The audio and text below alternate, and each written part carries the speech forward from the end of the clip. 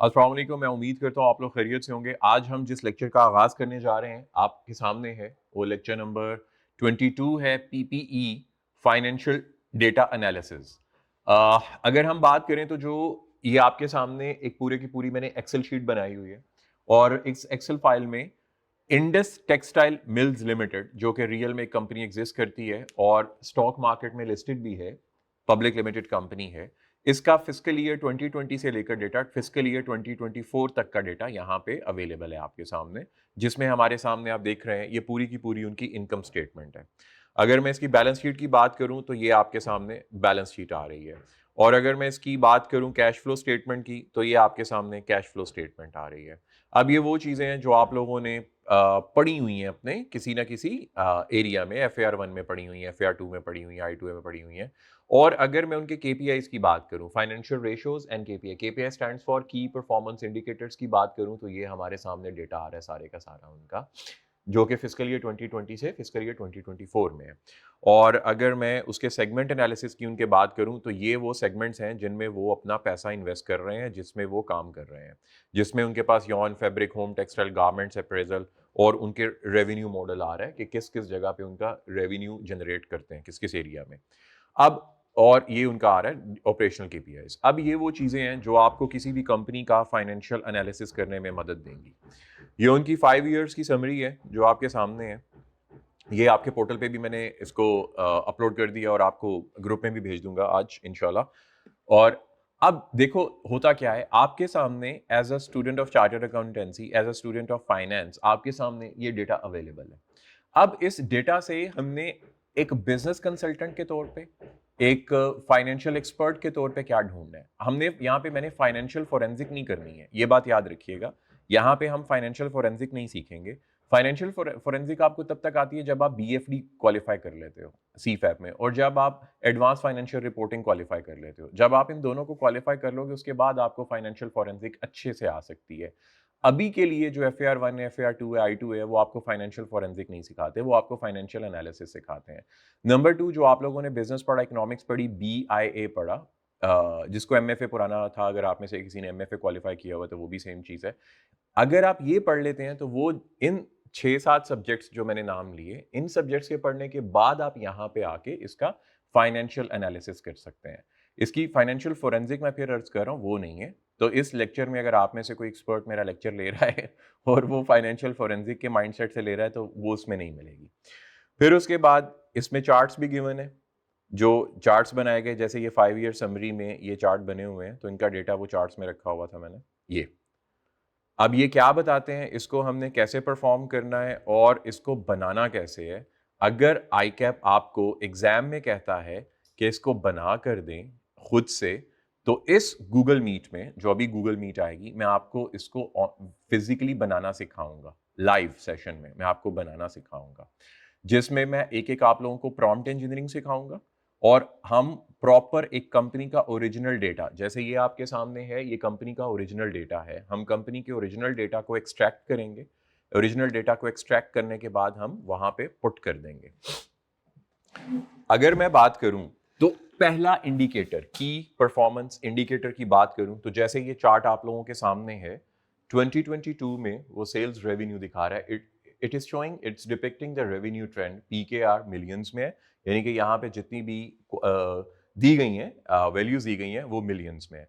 2022 में इन्होंने कमोबेश 18,000 मिलियन की सेल की, 18,000 मिलियन की सेल की।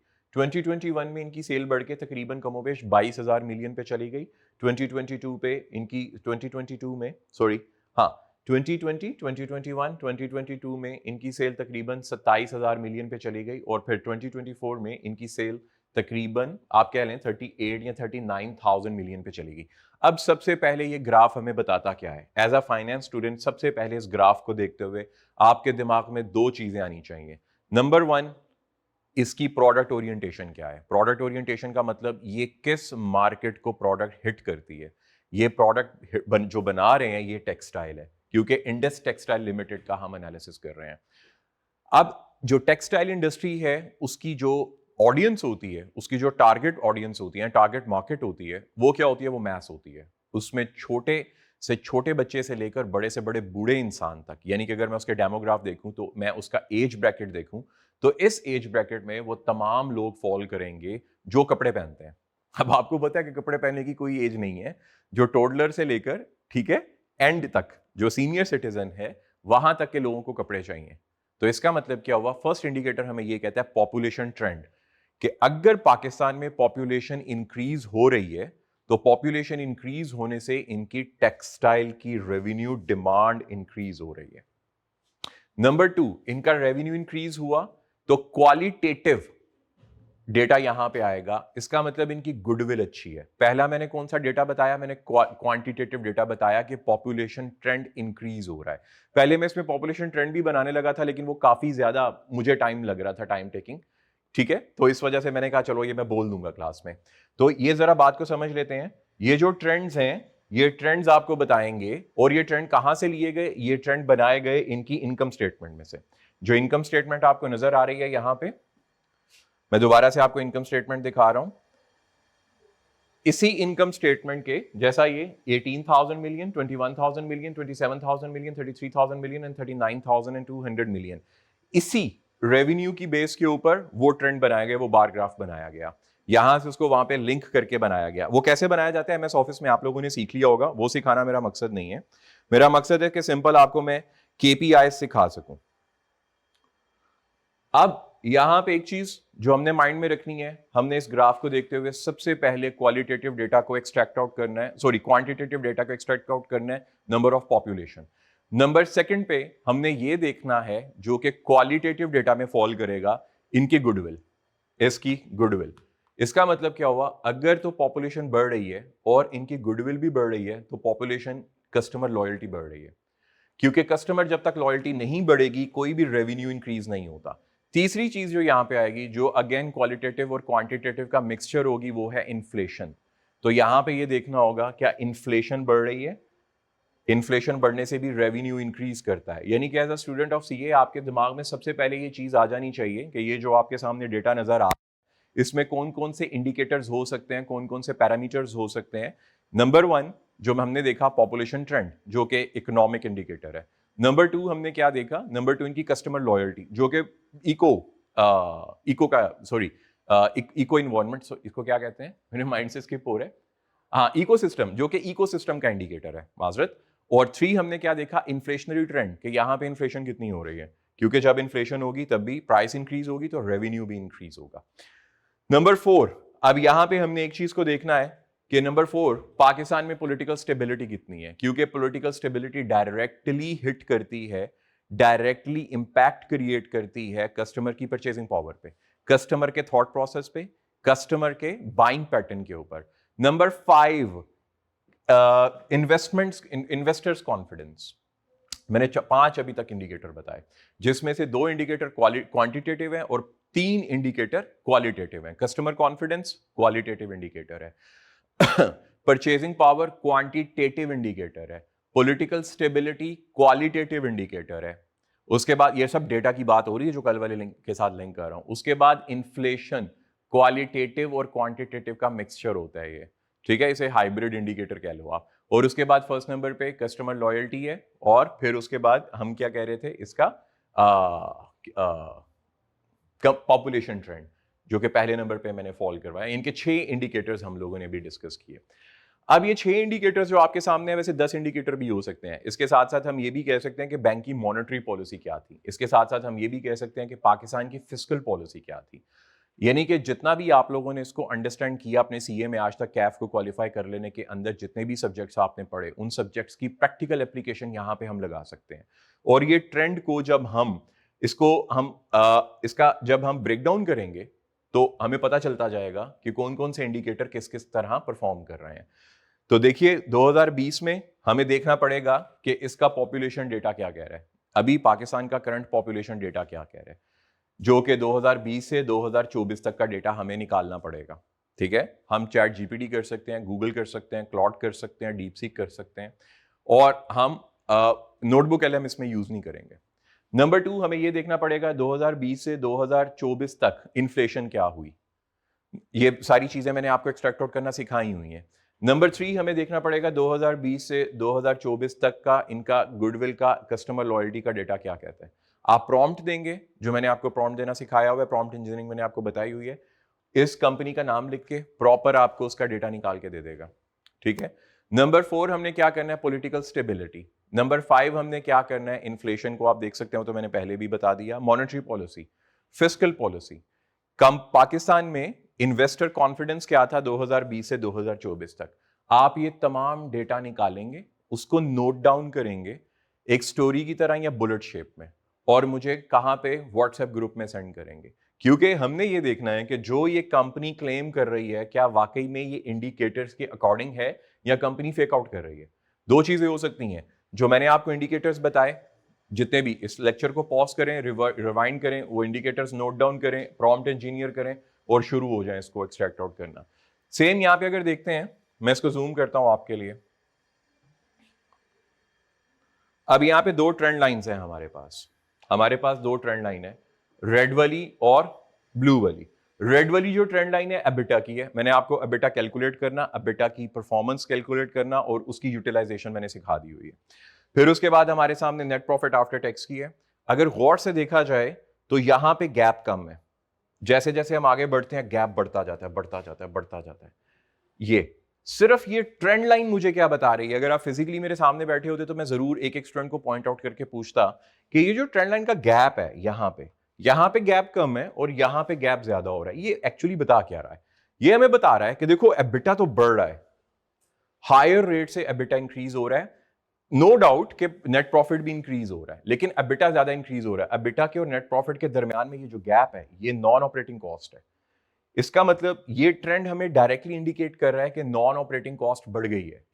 जितनी भी नॉन ऑपरेशनल कॉस्ट हैं, अब उसमें क्या क्या नॉन ऑपरेशनल कॉस्ट हो सकती हैं, उसमें कोई फाइनेंस कॉस्ट हो सकती है जो कि ऑपरेशन से रिलेटेड नहीं है, उसमें डेप्रिसिएशन अमोर्टाइजेशन हो सकती है जो कि उसकी ऑपरेशन से रिलेटेड नहीं है, उसमें किसी किस्म का कोई ऐसा एक्सपेंस हो सकता है जो इसके ऑपरेशन से रिलेटेड नहीं है लेकिन इसके एसेट से रिलेटेड हो सकता है, इसकी किसी लाइबिलिटी से रिलेटेड हो सकता है। वो क्या है मैं इसमें आपको अभी आइडेंटिफाई करके दिखाता हूं, उसके अंदर इनकम स्टेटमेंट में गिवन है वो भी। तो इसका मतलब क्या हुआ, अगर हम एबिटा के बाद वाले नॉन ऑपरेटिंग एक्सपेंसेस को रखते हैं तो हम दो इंडिकेटर इसमें रख लेते हैं, तीन कर लो इसमें। Number 1 amortisation depreciation, number 2 finance cost और नंबर 3 टैक्सेस। हम इन तीन को रख लेते हैं, ठीक है। अगेन इस लेक्चर को पॉज करो, पॉज करने के बाद इसको राइट डाउन कर लो। राइट डाउन करने के बाद अगेन इसको मैं फिर वापस आऊंगा, ये राइट डाउन कर लेने के बाद क्या आपने इसके ऊपर नजर रखनी है, क्योंकि हम फाइनेंशियल एनालिसिस कर रहे हैं। शुरू में इनका गैप कम, इसका मतलब इंटरेस्ट कॉस्ट कम होगी, डिप्रिसिएशन कम होगी, टैक्स कम होगा, बाद में ये ज्यादा हो गया। अब ये खतरनाक बात है। अब खतरनाक बात क्या है कि हमें क्या करना है, सिर्फ इस ट्रेंड को देखते हुए हमें ये फोकस करना है कि हमने इन तीनों को केज करना है, इन तीनों को हमने किसी न किसी तरीके से कूल डाउन करना है, क्योंकि ये गैप बहुत ज्यादा बढ़ा रहे हैं। अगर तो यहां पे अबिटा बता रहा है, अबिटा मुझे बता रहा है तकरीबन 8500 मिलियन, और नेट प्रॉफिट मुझे क्या बता रहा है, नेट प्रॉफिट मुझे बता रहा है 4800 मिलियन। तो जरा देखिए कितना बड़ा डिफरेंस आ गया, ये तकरीबन 50% का डिफरेंस आ गया। जरा देखते हैं, हमें नेट प्रॉफिट बता रहा है 4800 मिलियन, 4800 मिलियन, और हमें अबिटा क्या बता रहा है, अबिटा हमें बता रहा है तकरीबन 86 कर लेते हैं, 8600 मिलियन। तो 3800 मिलियन की नॉन ऑपरेटिंग कॉस्ट इतनी ज्यादा कैसे हो गई? ये 3800 मिलियन रुपीस की बात हो रही है, 3800 मिलियन की बात हो रही है भैया, तकरीबन ये 3 अरब रुपया बन रहा है, 3-4 अरब रुपया। तो ये 3-4 अरब रुपया, अगर मैं गलत नहीं हूं तो मैं कैलकुलेट कर लेता हूं, तकरीबन 3 अरब 80 करोड़ रुपए बन रहा है, तकरीबन ही एक्चुअली में 3 अरब 80 करोड़ रुपए का। क्या हमने इतना ज्यादा डेप्रिसिएशन किया? तो एज अ फाइनेंस स्टूडेंट आपको सोचने की जरूरत है। हमने इतनी ज्यादा इंटरेस्ट कॉस्ट पे की, आपको सोचने की जरूरत है। हमने इतना ज्यादा टैक्स पे किया, आपको सोचने की जरूरत है कि 3 अरब 80 करोड़ रुपया हम बचा सकते थे लेकिन नहीं बचाया गया। तो इसमें आप एक वर्किंग नोट बना लोगे, अपने पास रख लोगे कि ये 3 अरब 80 करोड़ रुपया हमने क्यों खर्च किया। अभी मैंने सिर्फ इसकी दो ट्रेंड लाइंस को और एक ग्राफ को आप लोगों के साथ डिस्कस किया और कहा कि इन इंडिकेटर्स को क्या कर लो, आप नोट डाउन कर लो। आगे बढ़ते हैं।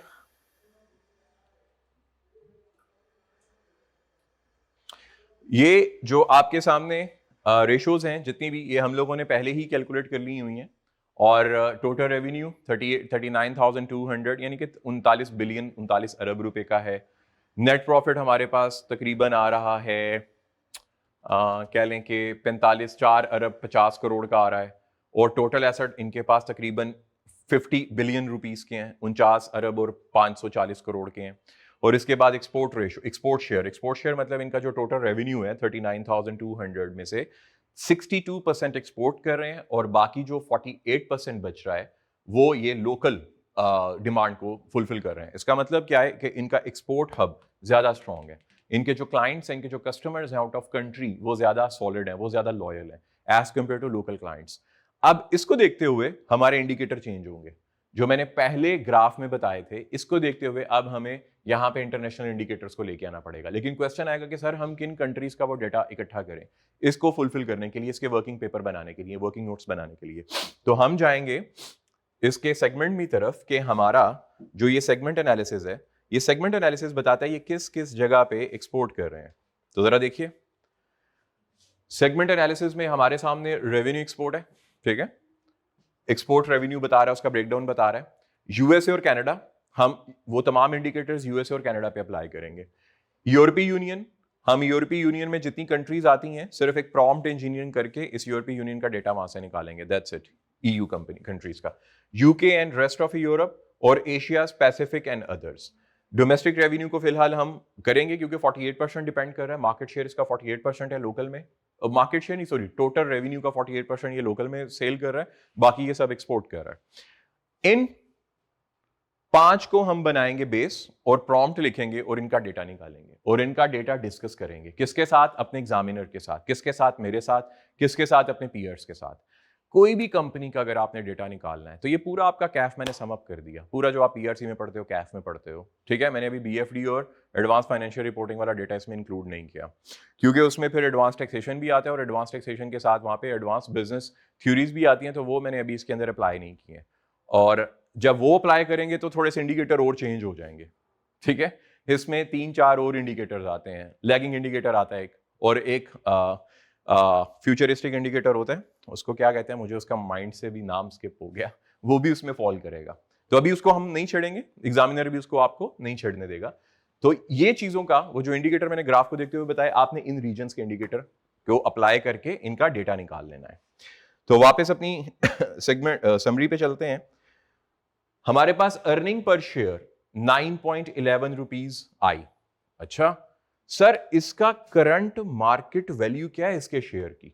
तो करंट मार्केट वैल्यू निकालने के लिए आपको पीएसएक्स की वेबसाइट पे जाना पड़ेगा। आप पीएसएक्स की वेबसाइट पे जाइए, ये पीएसएक्स की वेबसाइट आ गई। ये सब काम आपने मेरे साथ करने हैं, जैसे मैं अभी कर रहा हूं, जब आप लेक्चर ले रहे हैं तो प्लीज आपने भी ये सारे काम मेरे साथ साथ करने हैं, ठीक है। एक तो आपका टास्क ये होगा ना, एक तो जैसे मैंने बनाई हुई है यहाँ पे, आपने खुद से बनानी है। मैंने 2 बनाई थी, तो दूसरी भी मैं आपको भी दिखाता हूं। यहां पे हम इंडस टेक्सटाइल का पूरा नाम लिखेंगे, टेक्सटाइल लिमिटेड। उसका टिकर नेम भी मैं आपको ढूंढना बता दूंगा कि इसका टिकर नेम कैसे होता है। जैसे ये देखिए आपके स्क्रीन पे आ रहा होगा, एबीएस, कैपको, केएमएल, ओजीडीसी, पीएईएल, ये टिकर नेम होते हैं, ठीक है।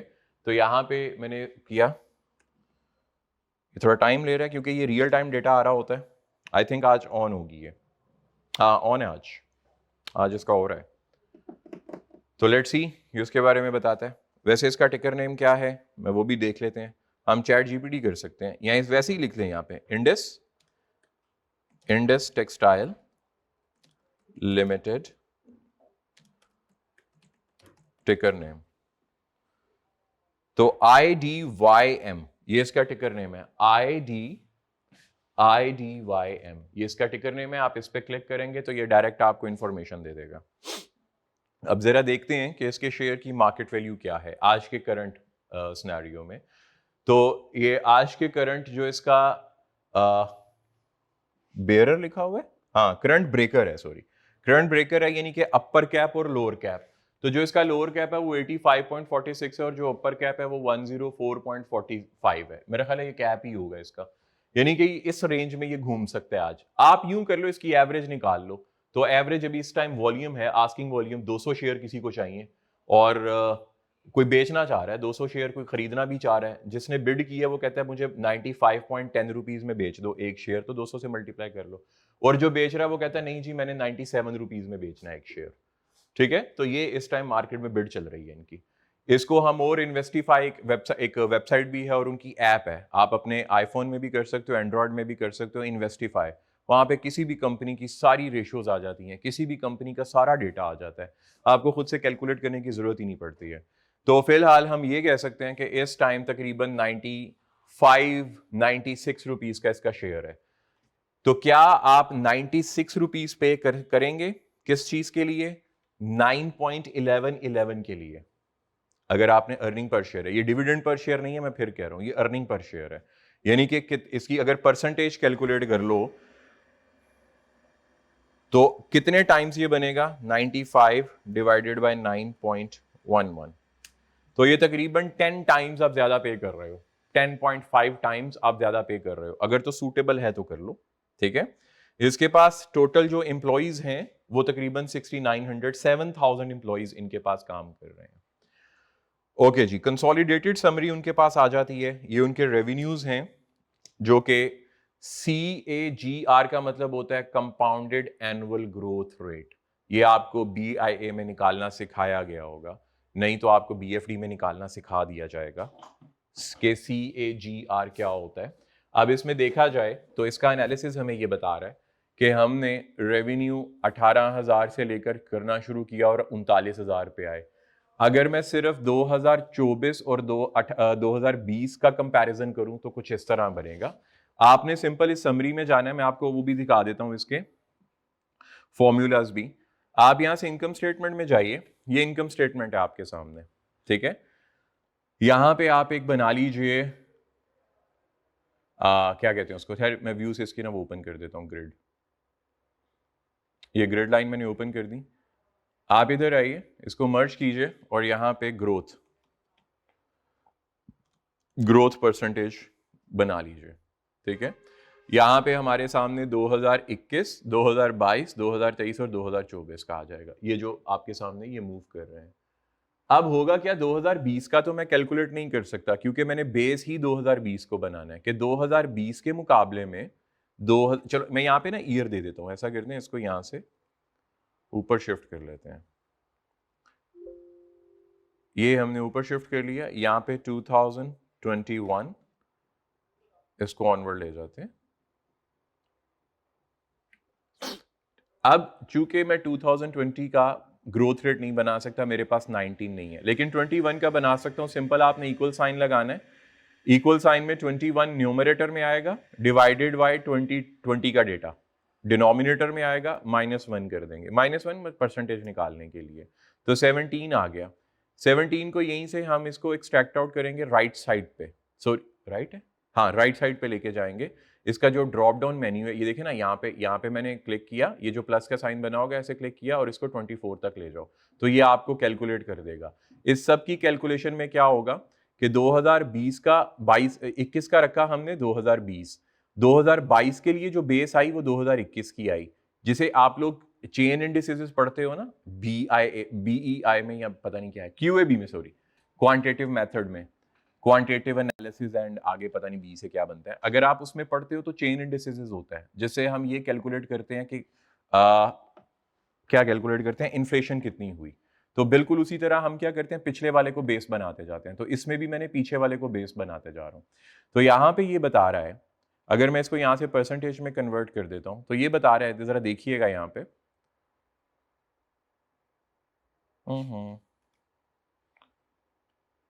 मैं इसको यहां पे फिल कर देता हूं, बोल्ड कर दिया मैंने। चलें, हमें ये डेटा बता रहा है कि 2021 में सेल्स रेवेन्यू बढ़ा 2020 के मुकाबले में, कितने परसेंट बढ़ा? 18%। 2022 में सेल्स रेवेन्यू बढ़ा 29%, किसके मुकाबले में? 2021 के मुकाबले में।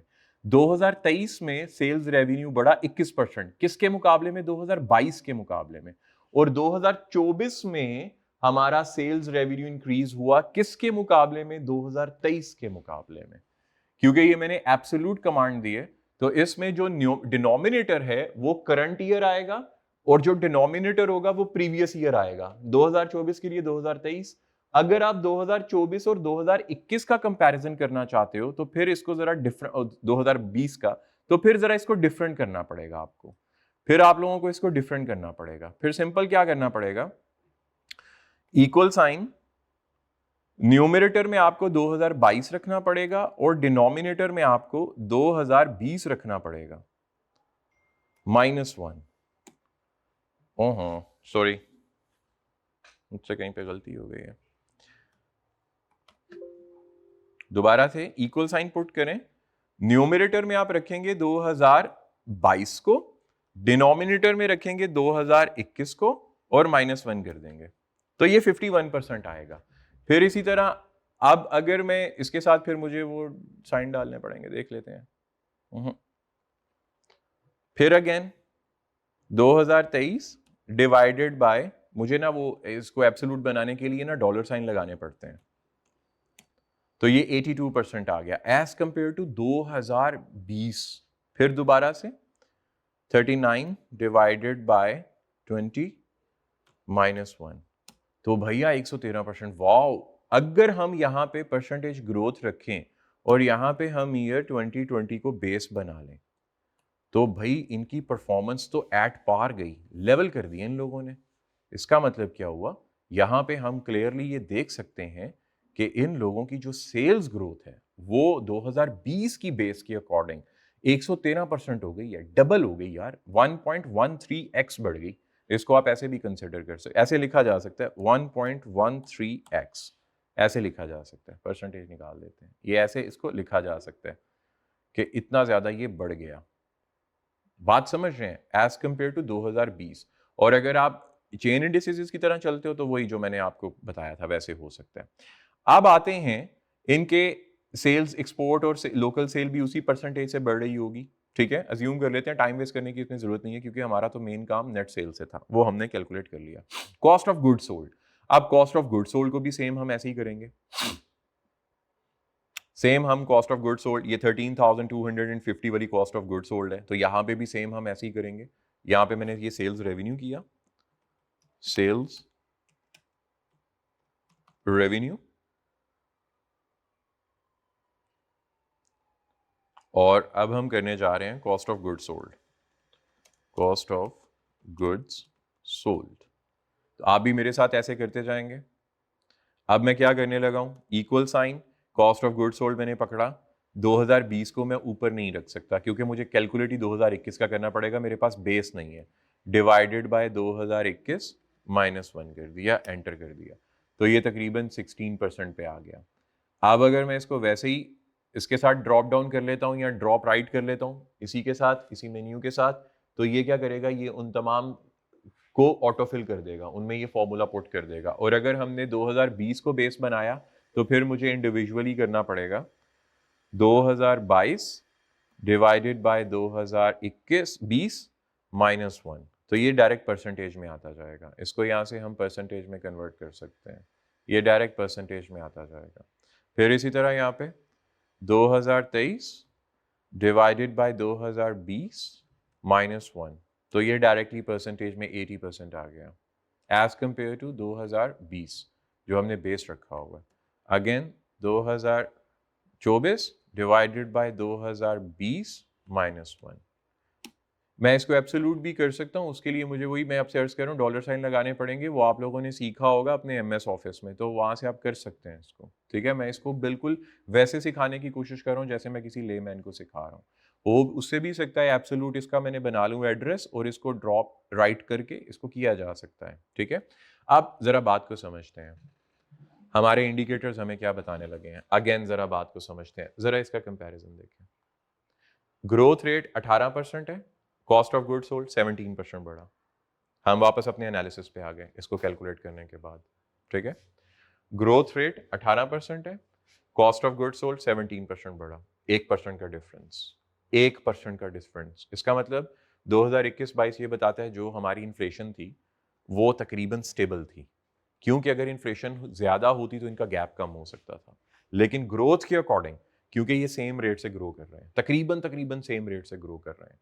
तो इसका मतलब क्या हुआ, इन्होंने इन्फ्लेशन स्टेबल रही, तो जिसकी वजह से यहाँ पे क्या हो रहा है, यहाँ पे 82% ग्रोथ है, यहाँ पे कॉस्ट ऑफ गुड्स सोल्ड 80% बढ़ा, यहाँ पे 113% ग्रोथ है और यहाँ पे 1110। इसका मतलब यहाँ पे इन्होंने इकोनॉमीज ऑफ स्केल को यूज किया, जिसकी वजह से इनके दरमियान जो गैप आया, जो रेवेन्यू ग्रोथ और कॉस्ट ऑफ गुड्स सोल्ड का गैप आया, वो ज्यादा हो गया। इन्होंने इकोनॉमीज ऑफ स्केल को यूटिलाइज किया होगा, इनको कहीं से रॉ मटेरियल सस्ता मिल गया होगा, इनको कहीं से कोई ऐसी टेक्नोलॉजी इनको मिल गई होगी, कोई ऐसी फॉर्मुलेशन मिल गई होगी जिसकी वजह से इनकी कॉस्ट ऑफ प्रोडक्शन में वैसे ग्रोथ नहीं आई जैसे इनके रेवेन्यू में ग्रोथ आई। अभी मैं सिंपल इंडिकेटर बता रहा हूं, कॉस्ट ऑफ गुड्स सोल्ड और रेवेन्यू का आपस में रिलेशनशिप, दैट्स इट। मैंने इसमें अभी तक कोई और चीज नहीं ऐड की, मैंने सिंपल आपकी थ्योरीज को ऐड किया कि अगर इकोनॉमीज ऑफ स्केल को ये ऑप्ट करते हैं, नंबर 2 ये कोई लेटेस्ट टेक्नोलॉजी को ऑप्ट करते हैं, नंबर 3 इनको कोई ऐसा रॉ मटेरियल मिल जाता है, कोई ऐसा फॉर्मूला मिल जाता है जिनकी इनकी कॉस्ट ऑफ प्रोडक्शन में इनको डिक्लाइन का सामना करना पड़ता है, जो कि बहुत अच्छी बात है। और इसकी वजह से इनका यहाँ पे ही नेट मार्जिन 3% बढ़ जाता है, यहाँ पे ही नेट मार्जिन। ग्रोथ की बात कर रहा हूँ, मैं एक्चुअल फिगर्स की बात नहीं कर रहा हूं, मैं सिर्फ ग्रोथ इंडिकेटर्स को आपस में क्या कर रहा हूं, कंपेयर कर रहा हूं। अगेन वो यहाँ पे भी हो रहा है, यहाँ पे भी हो रहा है, यहाँ पे भी हो रहा है। यहाँ पे शुरू में 2021 में और 2022 में सिर्फ 1% है, लेकिन जैसे ही यहाँ पे आते हैं 2% और यहाँ पे 3%, 24 में 25, फिर ये मुझे बताता है ट्रेंड के 25 में ये 3 से भी नीचे जाना चाहिए, 4 पे आ जाना चाहिए, 5 पे आ जाना चाहिए। तो अभी मैंने क्या किया आपके सामने, मैंने अभी अपने इस ओरिजिनल डेटा को, रियल टाइम डेटा को सामने रखते हुए, ठीक है, रियल टाइम डेटा को सामने रखते हुए मैंने सेल्स ग्रोथ रेवेन्यू निकाला, मैंने cost of goods sold growth निकाली, मैंने इन दोनों की ग्रोथ कैलकुलेट कर ली। क्यों? क्योंकि अल्टीमेटली तो मैंने अपने जो मेरा कस्टमर होगा या जो मेरा यूजर एंड यूजर, उसको तो ये समझाना है ना, सॉरी, उसको तो ये समझाना है ना, मैंने ये चीजें समझानी है उसको, ये वाली चीजें समझानी है। तो इस चीज तक आने के लिए हमें ये तमाम वर्किंग करनी पड़ेगी, जो कि मैंने पहले ही आपसे अर्ज कर ली। ओके, आगे चलते हैं। आगे हमारे पास उसने ब्रेकडाउन दिया हुआ है, क्योंकि ये मैन्युफैक्चरिंग कंपनी है तो उसने ब्रेकडाउन दिया हुआ है यहाँ पे रॉ मटेरियल का। रॉ मटेरियल को भी इसी तरह आप कैलकुलेट कर सकेंगे कि रॉ मटेरियल में कितनी ग्रोथ हो रही है, इसी तरह लेबर कॉस्ट में कितनी ग्रोथ हो रही है, इसी तरह मैन्युफैक्चरिंग ओवरहेड्स में कितनी ग्रोथ हो रही है। तो बेसिकली इनको प्लस कर लो, इनको प्लस कर लो तो अल्टीमेटली यही आएगा। करके देखते हैं।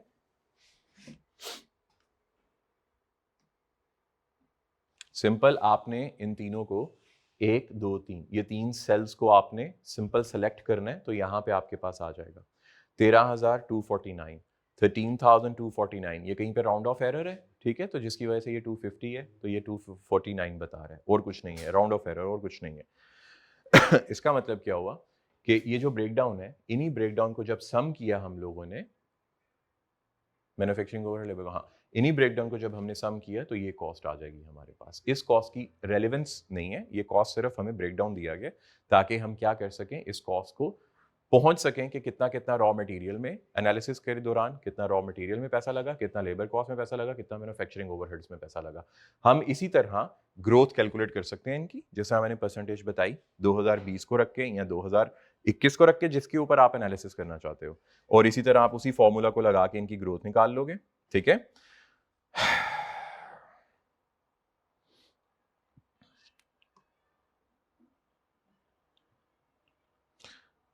ये सब सेम आएगी। वो इस वजह से आएगी क्योंकि जब टोटल ग्रोथ ही सेम है तो इसके ऊपर जो फॉर्मूला अप्लाई होगा वो भी सेम होगा।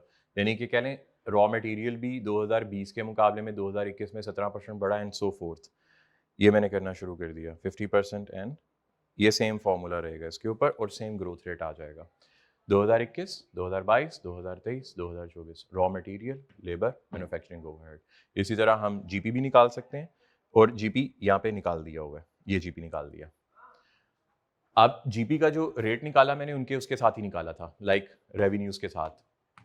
ठीक है, 2020 का जीपी 20.6%, 21.2%, 21.2% सेम रहा, 21.4% इंक्रीज हुआ, 21.69% ज़्यादा इंक्रीज हुआ, सॉरी 21.6% है, ये 21.6% है, ज़्यादा इंक्रीज हुआ इससे as compare to this one, 2% से ज़्यादा इंक्रीज हो रहा है।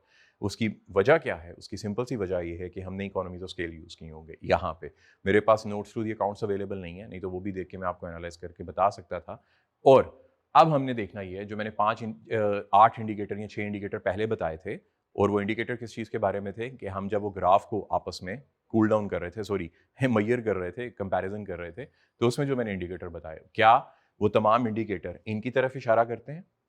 जब आप उन इंडिकेटर्स को निकालेंगे घर पे, जब आप पॉपुलेशन ट्रेंड निकालेंगे, इन्फ्लेशन निकालेंगे, पॉलिटिकल स्टेबिलिटी निकालेंगे, मॉनेटरी पॉलिसी के बारे में बताएंगे, फिस्कल पॉलिसी के बारे में बताएंगे, ब्रांड लॉयल्टी के बारे में बताएंगे, कस्टमर लॉयल्टी के बारे में बताएंगे, गुडविल के बारे में बताएंगे, तो क्या वो इंडिकेटर प्रॉपर इनको इंडिकेट कर रहे हैं कि नहीं कर रहे हैं? उन इंडिकेटर की मदद से, क्वालिटेटिव और क्वांटिटेटिव जो डेटा के इंडिकेटर्स हैं, उनकी मदद से हम इस नतीजे पे पहुंच सकते हैं ये ग्रोथ है, ये बिल्कुल एक्यूरेट है, ये जो ग्रोथ है ये फिजिबल है। और जब ये ग्रोथ हो रही है तो इसके शेयर वैल्यू के ऊपर क्या इम्पैक्ट आ रहा है, इसकी शेयर प्राइस के ऊपर क्या इम्पैक्ट आ रहा है। हम वापस से पीएसएक्स में चलेंगे, पीएसएक्स में आएंगे आईडीएमवाई पे। What's wrong with it? एक तो ये इंटरनेट का इशू वबाले जान बन जाता है कभी कभी। ठहर जाइए, मुझे इंटरनेट ऑन करने दें, मैं अपने खुद का इंटरनेट ऑन करता हूँ। ये आ गया। इस टाइम जो मार्केट में ट्रेड हो रहा है 96.95 का ट्रेड हो रहा है। हम इसको 1 ईयर के डेटा में कन्वर्ट करते हैं तो ये 1 ईयर का डेटा हमारे सामने आ रहा है जिसमें ये 2026 का बता रहा है। अगर हम इसको 3 ईयर्स में लेके जाते हैं तो ये 3 ईयर्स का डेटा है जिसमें 2024 है, 2025 है। हमें इतना नहीं चाहिए, हमें 5 ईयर्स का डेटा चाहिए। हम 5 ईयर्स में जाएंगे तो 5 ईयर्स में 2022 में देखेंगे तो 2022 में जो इसकी प्राइस थी, एक तो ना ये पाकिस्तान की वेबसाइट उतनी एक्यूरेट नहीं है। 2022 में जो इसकी प्राइस थी वो 304.95, ये 304.95 है, 304.95 है 2022 में। अच्छा 2022 में देखो, वापस इसकी बैलेंस शीट पे आते हैं, इनकम स्टेटमेंट में। तो 2022 में तो यार ये ग्रो कर रहा है, ये देखो 2022 में तो ये ग्रो कर रहा है और इसका 304 रुपए का शेयर है। फिर हुआ क्या, अब जरा आगे बढ़ते हैं, हुआ क्या। फिर हम आए 2023 में, 2023 में 176 रुपीज का शेयर हो गया इसका। यार ये क्या बात हुई। यहां पे हम देखें तो इसके रेवेन्यूज बढ़ रहे हैं, इसके रेवेन्यूज बढ़ रहे हैं एज कंपेयर टू 2020, इसके रेवेन्यूज बढ़ रहे हैं। 2020 में इसका कॉस्ट ऑफ गुड्स सोल्ड भी बढ़ा, इसका रेवेन्यू भी बढ़ा, इसका जीपीएम भी बढ़ा, इसका ग्रॉस प्रॉफिट मार्जिन कितना बढ़ा, 28.6। वाह, जीपीएम सही कह रहे हो ना? हाँ, ग्रॉस प्रॉफिट मार्जिन भी 28.6 बढ़ा। वो मैंने नेट प्रॉफिट दिखा दिया था, सॉरी अबिटा दिखा रहा था, ये ग्रॉस प्रॉफिट था, पहले मैं गलत बोल गया था, मैं अबिटा को दिखाना शुरू हो गया था उसकी वजह से। तो इसका ग्रॉस प्रॉफिट मार्जिन तो 2023 में 28.6 था, फिर 28.9 हुआ, 29.1 हुआ, इसका ग्रॉस प्रॉफिट मार्जिन बढ़ रहा है, इसका अबिटा भी बढ़ रहा है। और जब अबिटा भी बढ़ रहा है, वो भी बढ़ रहा है, तो इसका एनपी भी बढ़ रहा होगा, नेट प्रॉफिट भी बढ़ रहा होगा। ठीक है, ये नेट प्रॉफिट है। 13.1%, 14%, 14.2%, 14.1%, 14.3%, ये सब बढ़ रहा है।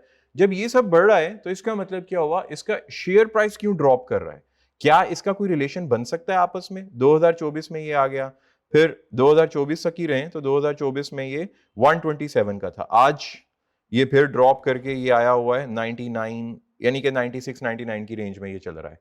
और अगर हम 2021 में जाएं तो 2021 में 363 का था, 2021 में हाँ 363, यानी कि आप कह लें कि 280 से लेकर, ये मुझे डेटा शायद आपको पता नहीं क्लियर नजर आ रहा है कि नहीं, ये 299.82 है, 280 से लेकर हम 370 की रेंज पकड़ सकते हैं कि 2021 में भी यहाँ पे सर्कुलेट करता रहा। इसकी बैलेंस शीट बहुत अच्छी है, सॉरी इनकम स्टेटमेंट, इसके रेवेन्यूज अच्छे हैं, इसका ग्रोथ अच्छा है, तो इसकी शेयर प्राइस क्यों ड्रॉप कर रही है? अब आपने इसको क्वेश्चन मार्क लगाना है। ठीक है, इसी क्वेश्चन को आपने आइडेंटिफाई करना है, आपने अपने तमाम इंडिकेटर उस प्रॉम्प्ट इंजीनियरिंग में पुट करना है। वो प्रॉम्प्ट इंजीनियरिंग जो मैंने सिखाई हुई है कि भाई 2021 से 2022 में 2024 तक वहां से आपने ग्रोथ रेट कॉपी मारने हैं, कॉपी करके चैट जीपीटी में चले जाना है, क्लाउड में चले जाए, डीप सीक में चले जाए। उसके बाद आपने ये बताना है कि 2021 में इसके शेयर की प्राइस की ब्रैकेट जो है वो 280 से, लोअर कैप 280 से अपर कैप 2370 तक कर लो, यहां तक थी। हुआ क्या है ऐसा, यहां पे जो इंडिकेटर बता रहे हैं इनकम स्टेटमेंट के, ये ग्रो कर रहा है।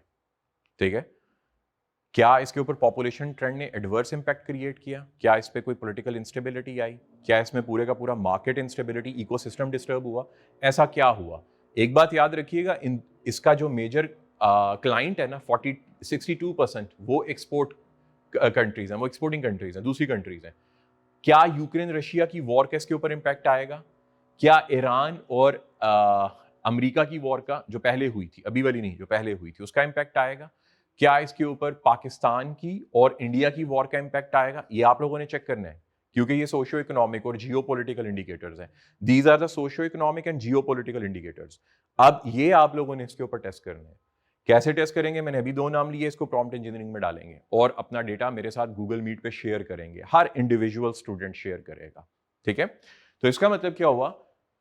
इनकम स्टेटमेंट अपेरेंटली शो कर रही है कि हम ग्रोथ कर रहे हैं, लेकिन स्टॉक मार्केट ये शो कर रही है कि हम ग्रो नहीं कर रहे। तो यहां पे गैप कहां पे है?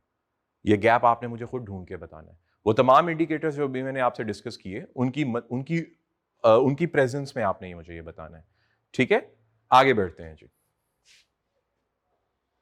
आगे हमारे पास क्या आता है? अब हम जरा एनालिसिस करते हैं इनके नॉन ऑपरेटिंग एक्सपेंसेस का। ऑपरेटिंग एक्सपेंसेस में तो आपको पता है सेल्स आएंगे, सेल्स एक्सपेंसेस आएंगे, एडमिनिस्ट्रेटिव एक्सपेंसेस है, अदर ऑपरेटिंग एक्सपेंसेस है, तो एबिटा आ गया। इनका एबिटा भी हर साल ग्रो कर रहा है, यानी कि अपेरेंटली ये कंपनी बहुत अच्छी है।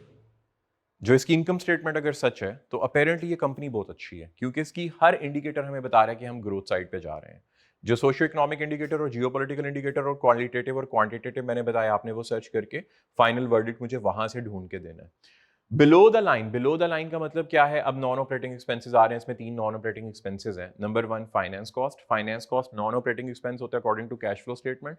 ये कैश फ्लो की फाइनेंशियल एक्टिविटी में जाता है। आपको पता ही होगा जो कैश फ्लो स्टेटमेंट है उसमें 3 एक्टिविटीज होती हैं, operating activity, finance activity, investing activity. तो ये उसका एलिमेंट है, हमें इसकी जरूरत नहीं है यहाँ पे। तो फाइनेंस कॉस्ट है जो कि 850, 920, 1115, 1480 और 1720, ये 1720 है। इसका मतलब ये बढ़ रहा है, हर साल बढ़ रहा है। इसका मतलब ये हर साल लोन एक्वायर कर रहे हैं। इनकी बैलेंस शीट में क्लियरली नजर आ रहा होगा कि हर साल बैंक लोन इंक्रीज कर रहा है, तो जिसकी वजह से इनकी फाइनेंस कॉस्ट बढ़ रही है। फिर उसके बाद अगर देखा जाए तो प्रॉफिट, फाइनेंस कॉस्ट, सॉरी, इसका अमोर्टाइजेशन कहाँ पे है, डिप्रिसिएशन कहाँ पे है? इन्होंने डिप्रिसिएशन की बात ही नहीं की है यहाँ पे। क्या उसको एडमिन में एक्सपेंसेस में डाल दिए इन्होंने? अब ये नोट्स टू अकाउंट्स मेरे पास है नहीं, ये तो देखना पड़ेगा कि इन्होंने एडमिनिस्ट्रेटिव एक्सपेंसेस में कैसे डाल दिया, क्योंकि एबिटा में आप अमोर्टाइजेशन और डेप्रिसिएशन चार्ज नहीं कर सकते। एबिटा की फुल फॉर्म आपको मैंने बताई थी, earning before interest and taxes and amortisation, depreciation and amortisation, तो उसमें आएगा। चले, हो सकता है इन्होंने डेप्रिसिएशन उसमें चार्ज कर दी हो। डेप्रिसिएशन क्योंकि नॉन कैश पेमेंट्स होती हैं, वो नीचे रखते हैं एबिटा को कैलकुलेट करने से पहले नीचे, तो कोई बात नहीं, इट्स ओके। तो इन्होंने फाइनेंस कॉस्ट, जो इंटरेस्ट है, प्रॉफिट बिफोर टैक्स है।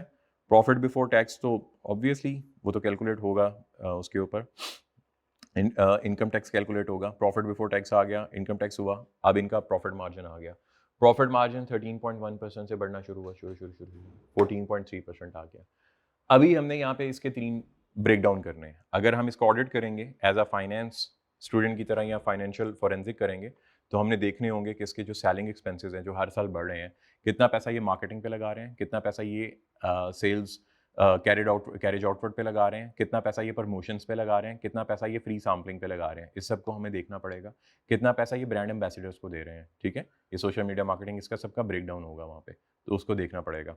एडमिनिस्ट्रेटिव एक्सपेंसेस में क्या इन्होंने डेप्रिसिएशन चार्ज की हुई है? अगर तो चार्ज की हुई है तो उसको थोड़ा सा साइडलाइन करेंगे और इसको दोबारा से एबिटा के फॉर्म में दोबारा बनाएंगे। मेरा ख्याल है इन्होंने अमोर्टाइजेशन चार्ज नहीं की हुई है, इनके पास कोई ऐसा नॉन टेंजिबल कह रहा हूँ, इनटेंजिबल कोई ऐसा इनके पास एसेट नहीं है जिसकी इन्होंने अमोर्टाइजेशन चार्ज की हो, नहीं तो वो नीचे एबिटा के नीचे नजर आ रही होती। तो इन्होंने सिर्फ यहाँ पे फाइनेंस कॉस्ट है जो कि क्लियरली हमें इंडिकेट कर रही है कि इनका इंटरेस्ट रेट बढ़ रहा है, हर साल बढ़ रहा है, बढ़ रहा है, बढ़ रहा है, बढ़ रहा है। ऐसा ये क्या कर रहे हैं कि इनका इंटरेस्ट, इनको बैंक से लोन लेना पड़ रहा है? अब ये फॉरेंसिक में इन्वेस्टिगेट करने की जरूरत है, ऐसा क्या है और ये किस रेट के ऊपर बैंक से लोन ले रहे हैं, ठीक है? इनका बैंक का इंटरेस्ट रेट, बैंक का लोन अमाउंट और इनके ऑपरेशंस, इन तीनों का हमने क्या निकालना है? इन तीनों का रिलेशनशिप आइडेंटिफाई करना है। एक अच्छे फाइनेंशियल एनालिस्ट की तरह हमने बैंक लोन के बाद ऑपरेशंस एफिशिएंसी के साथ साथ इंटरेस्ट लोन, इंटरेस्ट अमाउंट, जिसको मार्जिन एफिशिएंसी ऑफ कैपिटल, हमने इन तीनों का रिलेशनशिप निकालना है। उसके लिए हमारे पास सारा डेटा अवेलेबल नहीं है, ठीक है? उसके लिए जो हमारा डेटा है वो बैलेंस शीट से हम लेंगे इंटरेस्ट को देखते हुए। तो ये बैलेंस शीट आ गया, नॉन करंट एसेट को बाद में देखते हैं, करंट एसेट को बाद में देखते हैं, इक्विटी को बाद में देखते हैं, लाइबिलिटीज में आते हैं। तो लॉन्ग टर्म फाइनेंसिंग है। लॉन्ग टर्म फाइनेंसिंग में हमारे सामने 2 चीज़ें आ रही हैं, staff requirement gratuity, retirement gratuity आ रही है, और उसके बाद लीज लाइबिलिटी आ रही है, जो कि लॉन्ग टर्म लीज लाइबिलिटी उन्होंने कुछ ली होगी। तीन चीज़ें हमारे सामने आ रही हैं। एक, लॉन्ग टर्म फाइनेंसिंग, बैंक से लोन लिया हुआ है। 2020 में 4200 मिलियन का था, 2021 में 4800 एंड सो फोर्थ 6800। ऐसा क्या इशू है, क्या रीज़न है? क्या ये लोन लेकर अपनी कैपेसिटी बढ़ा रहे हैं? कौन सी कैपेसिटी? मैन्युफैक्चरिंग कैपेसिटी बढ़ा रहे हैं, ढूंढने की जरूरत है। नंबर टू, क्या ये लोन लेकर कोई न्यू एसेट डेवलप कर रहे हैं? क्यों यहाँ पे कोई न्यू एसेट डेवलप कर रहे हैं?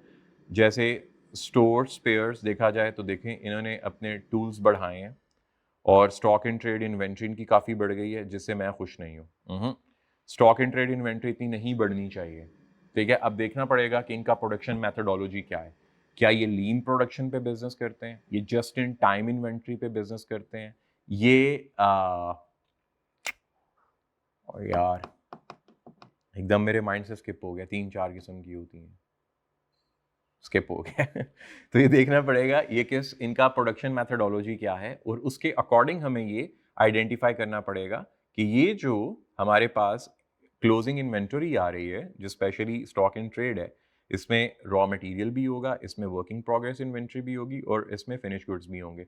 तो हमें यहाँ पे ज़रा इसके ऊपर नज़र रखना पड़ेगी कि ये चीज़ें जो इंक्रीज कर रही हैं किस सेंस में इंक्रीज कर रही हैं, और ये इतनी पाइल्ड अप इन्वेंट्री मैनेज क्यों कर रहे हैं? क्योंकि जितनी ज़्यादा आप इन्वेंटरी मैनेज करते जाओगे, यहाँ पे दो चीज़ें होंगी, इनके नोट्स टू दी अकाउंट्स में क्लियरली मेंशन होनी चाहिए। दो चीज़ें, क्या इनको जो ये स्टॉक इन ट्रेड है जिसको इन्वेंट्री कह रहे हैं, ये इनको सस्ता मिला है? अगर तो डिस्काउंट रेट पे मिला तो ओके, ये फ्यूचर में बेनिफिट देगा हमें। लेकिन फ्यूचर में बेनिफिट के लिए हमें 25, 26, 27, 28 फिर पता चलेगा, फ्यूचर बताएगा। अगर तो ऐसा नहीं है, क्योंकि हम 20 से तो ऑनवर्ड जा ही सकते हैं ना, 20, 21, 22, 23 तक तो जा ही सकते हैं। तो क्या ये सस्ता नहीं पड़ा तो ये स्टॉक क्यों कर रहे हैं? अब यहाँ पे स्केप्टिसिज्म क्या कहता है कि ये मैनेजमेंट स्टॉक क्यों कर रही है?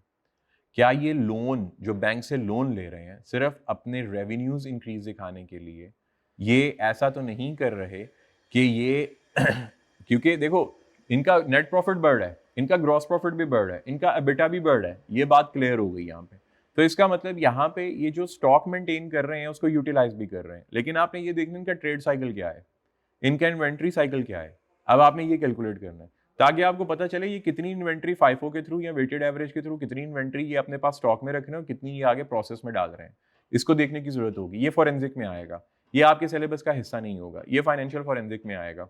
ठीक है, ये ऑडिट में इसको क्लैरिटी मिलेगी। अगर आप डीप डाउन ऑडिट करते हैं तो उसमें इसको क्लैरिटी मिलती है। वैसे इस कंपनी को ऑडिट किसने किया, मैंने वो भी यहाँ पे मेंशन किया हुआ, केपीएमजी ने इसको ऑडिट किया था। ठीक है, ट्रेड रिसीवेबल, इनके ट्रेड रिसीवेबल भी बढ़ रहे हैं जैसे आप देख रहे हैं। इसका मतलब ये अपने कस्टमर को डेट पे माल दे रहे हैं, उधार पे माल दे रहे हैं। ठीक है, और इनका कस्टमर, क्योंकि एक्सपोर्ट हब है, तो इनका कस्टमर इनको लेट डिलीवरीज कर रहे हैं पेमेंट की, यानी कि कैश आउटफ्लो हो रहा है, कैश इनफ्लो कम है।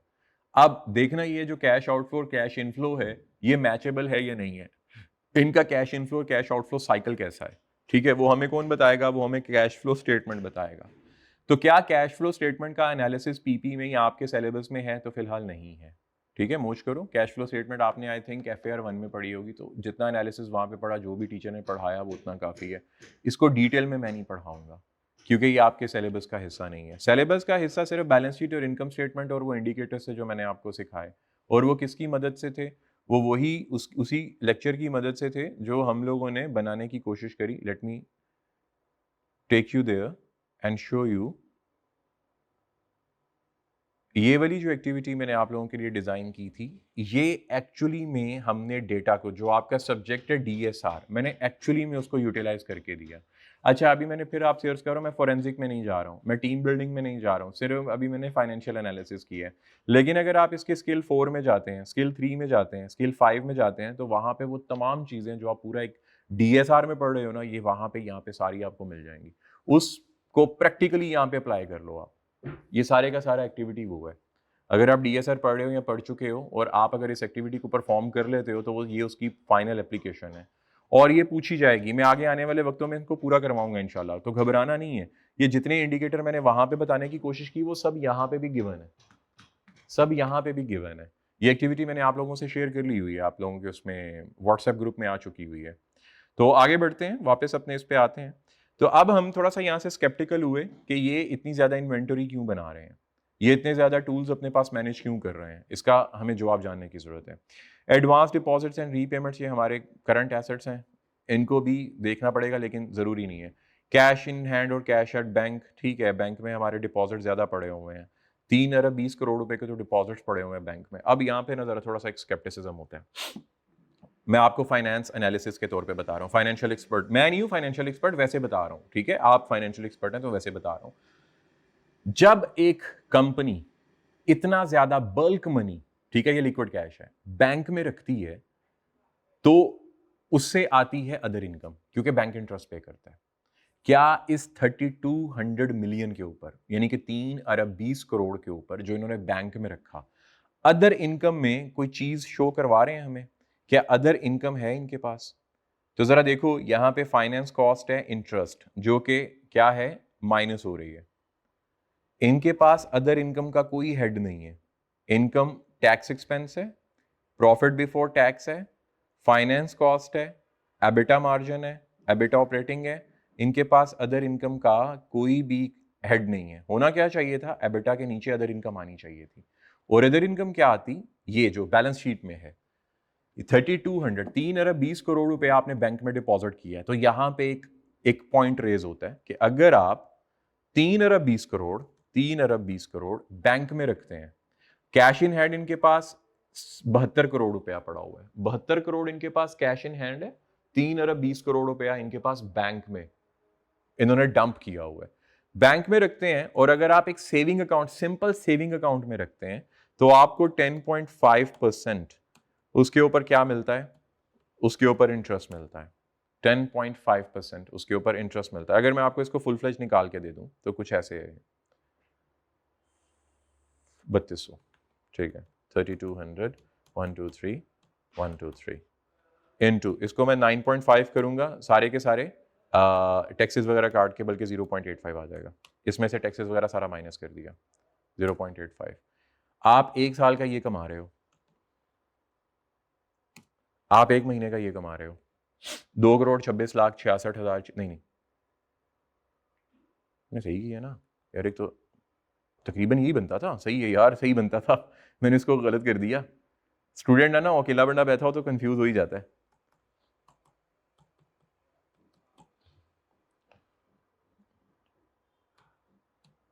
हाँ, मेरे कैलकुलेशन मैंने 0.85 किया था, वो नहीं करना चाहिए था, मुझे 0.085 करना चाहिए था, ये अब ठीक है। 0.85 का मतलब 85% बनता है, 0.085, या आप इसको ऐसे भी कर सकते हो, 8.5 डिवाइडेड बाय 100, आप इसको ऐसे भी कर सकते हो। तो ये आ गया एक साल का, डिवाइडेड बाय 12, ये आ गया एक महीने का, अब ठीक आया मेरे पास। तो ये आ गया 2 करोड़ 26 लाख 66 हजार 666 रुपए, ठीक है, पहले वो एक सिक्स ज्यादा आ गया था इसमें, माय बैड ना। तो ये हुआ 2 करोड़ 26 लाख 66 हजार 666। अब इन्होंने एवरेज देखो, तो इन्होंने जो कैश एट बैंक है वो इन्होंने ये रखा हुआ है। एवरेज इन्होंने जो इसका एवरेज आ रहा है वो 2 अरब 1 करोड़ 56 लाख रुपए आ रहा है, ये नीचे आ रहा होगा, 2 अरब 1 करोड़ 56 लाख, ठीक है, एवरेज 2 अरब 1 करोड़ 56 लाख इन्होंने अगर बैंक में रखा, दोबारा करते हैं इसको, 2 अरब 1 करोड़ 56 लाख इन्होंने बैंक में रखा, ये इन्होंने अमाउंट बैंक में डिपॉजिट करवाई और इनको उसके ऊपर मिला 0.085, ये इसके ऊपर इंटरेस्ट मिला मॉनेटरी पॉलिसी के अकॉर्डिंग, डिवाइडेड बाय 12। तो इनको महीने का 1 करोड़ 52 लाख 71,666 रुपीज आ रहे हैं। ये किसके पास जा रहे हैं, ये एक पॉइंट रेज होता है, ठीक है।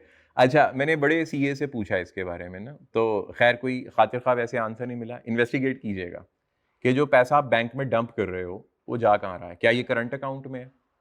करंट अकाउंट में है तो इसके नोट्स टू अकाउंट्स में लिखा होना चाहिए। करंट अकाउंट में इतना पैसा क्यों डंप कर रहे हो, अब ये क्वेश्चन है कि आप इतना ज्यादा पैसा अपने करंट अकाउंट में क्यों रख रहे हैं, आप उसके ऊपर इंटरेस्ट क्यों नहीं कमा रहे? एज अ फाइनेंशियल मैनेजर या एज अ फाइनेंशियल एनालिस्ट आप उनसे ये क्वेश्चन रेज कर सकते हैं, इतना ज्यादा पैसा कैश इन हैंड क्यों है, लाइक वाई? चलो समझ में आता है कि आपने ऑपरेटिंग एक्सपेंसेस करने हैं, आपने वर्किंग कैपिटल को मैनेज करना है, but the thing is again ये आती है कि ये इतना ज्यादा क्यों, क्या इसको बैंक में डंप किया गया? तो कैश फ्लो स्टेटमेंट हमें इसका जवाब देता है कि क्या हमारा जो एक्चुअली में कैश फ्लो है वो पॉजिटिव है या नेगेटिव है। अगर देखा जाए तो हमारा एक्चुअल जो कैश फ्लो है वो पॉजिटिव ही है। जो कैश फ्लो का क्लोजिंग बैलेंस है और जो इनकम स्टेटमेंट में बैंक बैलेंस है वो सेम सेम होना चाहिए। 1250 और एंड पे 3200, 1250 और एंड पे 3200, ठीक है, तकरीबन कह लो सेम सेम है। अब क्वेश्चन ये है कि इसमें वेरिएशन जो आती है, क्या वो सारा पैसा यूज हो रहा होता है? क्या वो सारा पैसा यूज हो रहा होता है? देखो इसमें ना जरूरी नहीं आप इस कंपनी पे इल्जाम लगाओ, इसमें एसेट्स की ट्रांजिशन भी होती है। इसमें सम टाइम आप कुछ एसेट खरीद रहे होते हो, उसकी पेमेंट सभी कर रहे होते हो, चेक्स दिए हुए होते हैं, बैंक में पड़े हुए होते हैं। लेकिन यहाँ पे एक चीज इन्वेस्टिगेट करने की सबको जरूरत होती है कि क्या कंपनी वाकई में बैंक में पैसा डंप करती है। यहाँ पे मैं आपसे एक और क्वेश्चन भी पूछता हूँ, कंपनी अमोर्टाइज करती है या डेप्रिशिएट करती है अपने एसेट्स को? डेप्रिसिएशन एक नॉन कैश पेमेंट होती है, कंपनी ने डेप्रिशिएट कर दिया, इनकम स्टेटमेंट में से उतने पोर्शन से प्रॉफिट माइनस हो गया, ठीक है। अब वो प्रॉफिट माइनस हो गया, वो नॉन कैश पेमेंट थी तो प्रॉफिट माइनस हो गया। अब जो प्रॉफिट होता है वो अक्रूवल बेसिस पे आता है, यानी कि कुछ पैसे आपने अपने कस्टमर से लेने होते हैं, कंपनी उन पैसों को डेप्रिसिएशन के तौर पे साइडलाइन कर देती है। वो पैसे जो कंपनी ने कस्टमर से लेने थे, क्योंकि अक्रूवल बेसिस होते हैं ना, नेट प्रॉफिट 100% कैश बेसिस पे नहीं होता, अक्रूवल बेसिस पे होता है। 3 4 5 महीने में पैसे आपको वापस आ जाएंगे। वो जो कस्टमर से 3 4 5 महीने बाद पैसे आ गए, वो कैश बेस बन गया आपका, आपने फिर उसको डंप कर दिया, अपने एग्जॉस्ट कर दिया उसको इन्वेंटरी में, अपनी वर्किंग कैपिटल में एग्जॉस्ट कर दिया। लेकिन वो जिस पोर्शन से आपने उस प्रॉफिट को कम किया, जो जिसको डेप्रिसिएशन अमोर्टाइजेशन कहते हैं, वो कहाँ गया? आप उसका रिजर्व बना लेते हो। उस रिजर्व को करते क्या हो? उस पैसे को करते क्या हो? क्या उस पैसे को भी बैंक में डंप किया जाता है, बैंक में डिपॉजिट करवाया जाता है और उस पर इंटरेस्ट खाया जाता है, और जो शेयर होल्डर्स होते हैं उनको पता नहीं होता?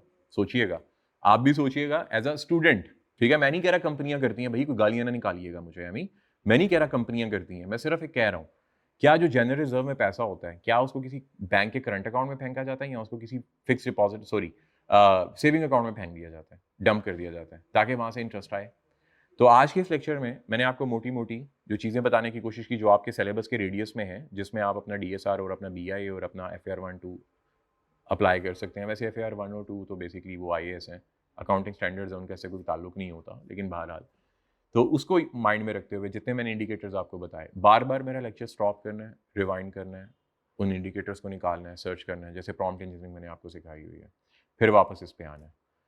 यहाँ तक मैंने ब्रेक लगाई है। अभी जो मैंने इंडिकेटर बताए, जब वो आप इंडिकेटर ढूंढेंगे फिर हम इनकम स्टेटमेंट का 1 to 1 सेशन में एनालिसिस कर पाएंगे। अभी मैं पूरा एनालिसिस नहीं कर पा रहा, मेरे पास सोशियो इकोनॉमिक इंडिकेटर नहीं है, जियोपॉलिटिकल इंडिकेटर नहीं है, मेरे पास पॉलिटिकल स्टेबिलिटी के बारे में कोई डेटा नहीं है, आपके पास है। अब आपने ढूंढना है, उसको ढूंढ के नोट्स बना लेने हैं, उन नोट्स को मेरे साथ शेयर करना है। कहाँ पे शेयर करना है? गूगल मीट पे शेयर करना है, जो हमारी वीकली बेसिस के ऊपर क्लास होगी। अपनी दुआओं में मुझे याद रखिएगा, अभी सिर्फ छोटा सा एनालिसिस मैंने करवाया आपको, नेक्स्ट क्लास में इसको फर्दर लेके चलेंगे। अल्लाह हाफिज़।